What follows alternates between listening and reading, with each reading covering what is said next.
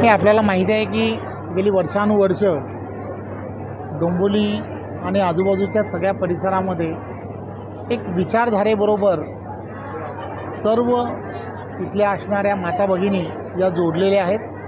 त्यामुळे या विचारधारेबरोबर सर्व हिंदू सण हे मोठ्या उत्साहामध्ये साजरे केले जातात आणि दरवर्षी रक्षाबंधनचा उत्सवसुद्धा हा मोठ्या उत्साहात साजरा केला जातो।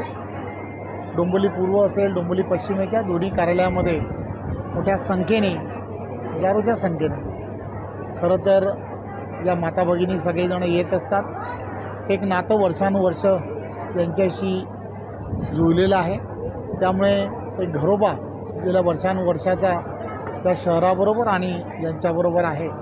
त्यामुळे त्या प्रत्येकजणी येतात, त्यांचा आनंद हा व्यक्त करत असतात आणि आम्हालासुद्धा त्याचा आशीर्वाद जो आहे तो लाभत असतो।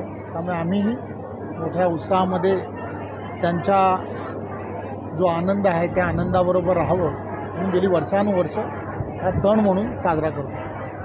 तर दुसरी गोष्ट पाहायला गेली तर विरोधकांच्या टीकेमुळे कुठेतरी लाडकी बहीण योजना म्हणजे जे पैसे द्यायचं ते थांबलेलं, पण पुन्हा एकदा अदिती तटकरेंनी सांगितलं की पुन्हा एकदा रक्षाबंधनच्या याच्यामध्ये लाडकी बहिणीच्या अकाउंटमध्ये पैसे येणार आहे। खरं तर आपल्याला सर्वांना माहीत आहे की देशाचे पंतप्रधान आदरणीय नरेंद्र मोदीजी, महाराष्ट्राचे लोकप्रिय असे मुख्यमंत्री आदरणीय देवेंद्रजी, आदरणीय उपमुख्यमंत्री एकनाथराव शिंदेजी, उपमुख्यमंत्री आदरणीय अजितदादा, महायुतीचे सरकार सामान्य जनतेचे सरकार आहे।